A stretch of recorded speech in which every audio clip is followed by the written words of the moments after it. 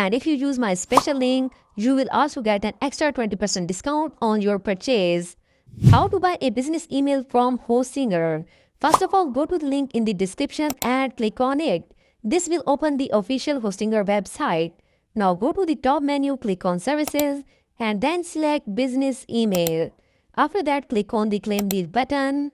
Now you will see different business email plans. Simply click on Choose Plan according to your needs. On the card page at the top, select your duration. I recommend choose at least 12 months for better value.